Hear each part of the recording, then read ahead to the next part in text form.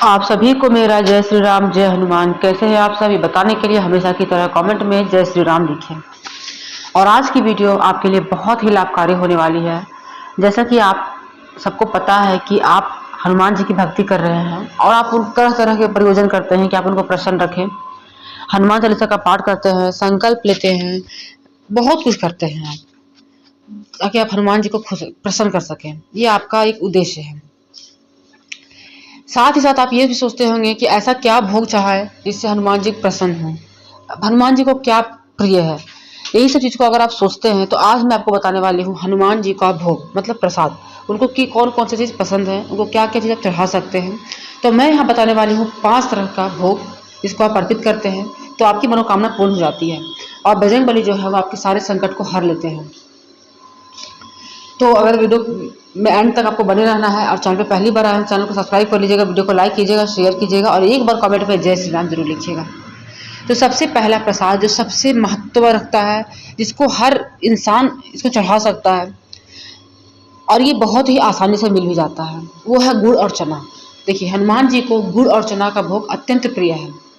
आप मंगल और शनिवार के दिन हनुमान जी को गुड़ और चना का भोग आप लगा सकते हैं। इससे क्या है कि आपका जो समस्या है उससे आप छुटकारा पा सकते हैं। मतलब अपनी समस्या को रखते हुए आप भोग लगाएंगे और उस भोग को फिर सारे परिवार को और जनों को आप बांट के खाएंगे। इससे आपका जो है मनोकामना वो पूरा होता है। दूसरा है पान का बीड़ा, जो मैं आपको इसका प्रयोग करने ही बताती हूँ। पान का बीड़ा अत्यंत प्रिय है। अब पान का बीड़ा का क्या उद्देश्य है कि आप अगर अपने जीवन में किसी कार्य को नहीं कर पा रहे हैं, बार बार असफल हो जा रहे हैं, बहुत प्रयास करते हैं, तो उसकी जिम्मेदारी आप हनुमान जी को चढ़ा सकते हैं। वो एक तरह से का भोग भी हो गया और उनको एक जिम्मेदारी भी हो गई, जिससे बहुत ही सर्वोत्तम माना जाता है। और पान एक रसीला होता है, मतलब मीठा पान होना चाहिए और चढ़ाते हुए आपको यही प्रार्थना करना है, जिस तरह से ये पान आपके मतलब आपको मिठास पहुंचाएगा, उसी तरह से आप मेरे जीवन को मिठास कीजिएगा। तीसरा है लड्डू। बूंदी का लड्डू या बेसन का लड्डू आप अर्पित कर सकते हैं। किसी भी अगर आपको कोई इच्छा है तो आपको मनचाहा वरदान इससे प्राप्त होता है।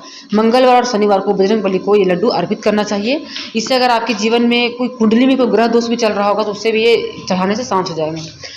चौथा है रोट। ठीक है, हनुमान जी को मीठी रोटी खुद बनाइए घर में, मतलब बिल्कुल शुद्ध तरीके से गैस को साफ कर लीजिए। शुद्ध बर्तन होना चाहिए, उस बर्तन में कभी भी मांस वास नहीं बना हो, मांस मछली नहीं बना हो, शुद्ध बर्तन होना चाहिए। उसमें आप आराम से मीठा रोटी बनाइए, बहुत आसानी से बन जाएगा और उसका भोग लगा सकते हैं।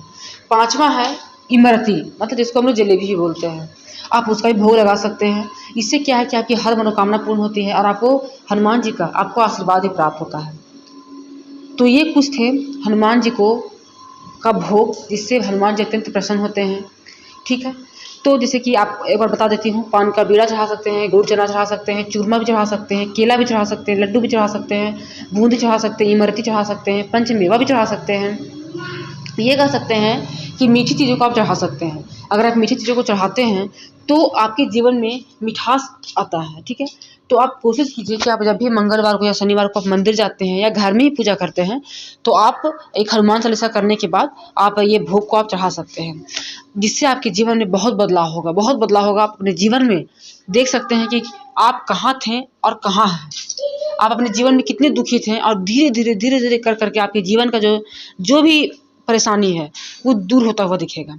ठीक है, और देखिए, अगर आपका जैसे कि मान लीजिए कि जैसे आप लौंग इलायची भी चढ़ा सकते हैं। लौंग इलायची चढ़ाने से क्या होगा, आपके जीवन में आपका जो शनि का कष्ट चल रहा है, ठीक है, जैसे मान लीजिए कि चाहे साथी चल रहा है या कुछ भी चल रहा है, आपका शनि है बहुत, आपको मतलब वो शनि आपके लिए प्रकोप ला रहा है, तो आप अपने जीवन में संकट को दूर करने के लिए, ठीक है, हनुमान चालीसा का पाठ करेंगे, लौंग इलायची चढ़ाएंगे, मतलब एक दीपक जलाएंगे, उसमें आप 5 लौंग डाल के आप जला देंगे और हनुमान जी की आरती कर देंगे, आपका इससे संकट दूर हो जाएगा। तो ये आप करके देखिए, आपके जीवन में बहुत बहुत बहुत लाभ आपको मिलेगा। और ये कम से कम आपको प्रतिदिन, मतलब जो हनुमान मंगलवार और शनिवार आएगा, आप इसमें प्रतिदिन मेरा कहने का मतलब है प्रति सोमवार, मंगलवार और प्रति शनिवार को आप ये करते हैं तो आपके जीवन में अनंत लाभ होंगे। अगर आप हनुमान जी को अपना बना लेते हैं, मतलब उनके शरण में रहते हैं, उनके चरण में रहते हैं, तो आपको कहीं और भटकने की कोई ज़रूरत नहीं होगी। आपका जो भी विघ्न है वो दूर कर देंगे और आपकी समस्त मनोकामना को पूर्ण करेंगे। और यहाँ पे मैं एक चीज़ आपको और बताऊंगी कि आप जब अगर मंदिर जाके करते हैं ये वो काम, तो मंदिर से आप जब आने लगे तो हनुमान जी का बायां पैर का सिंदूर अपने मस्तक पर जरूर लगाइएगा। पुरुष हैं तो मस्तक पे लगाइएगा, महिला हैं तो आपको तो खैर आपको वहाँ पंडित जी दे ही देंगे, आप अपने चूड़ी में लगा लेंगे। तो ये बहुत ही लाभकारी होगा आपके लिए और ये बहुत ही ज़रूरी चीज़ है, बाएं पैर का सिंदूर। ठीक है, ये बात ध्यान दीजिएगा कि बाएं पैर का सिंदूर लगाने से आपके जैसे कि शारीरिक कष्ट भी दूर हो जाता है, वशीकरण है तो वशीकरण भी दूर हो जाएगा, आपका ग्रह संकट है तो वो भी दूर हो जाएगा, आर्थिक कष्ट है वो भी दूर हो जाएगा। ये आप कह सकते हैं कि सारे कष्टों से आपको मुक्ति मिल सकती है। तो मिलूंगे ऐसे ही और वीडियो के साथ, बताइएगा जानकारी कैसा लगा। ऐसे ही और वीडियो को देखने के लिए चैनल को सब्सक्राइब कर लीजिए। वीडियो पसंद आई हो तो वीडियो को शेयर कीजिए, अपने परिवार में, अपने रिश्तेदारों में, अपने दोस्तों में शेयर कीजिए इसको, और कमेंट में जरूर लिखिएगा जय श्री राम। मिलूंगे ऐसे ही और वीडियो के साथ, तब तक के लिए जय श्री राम, जय हनुमान।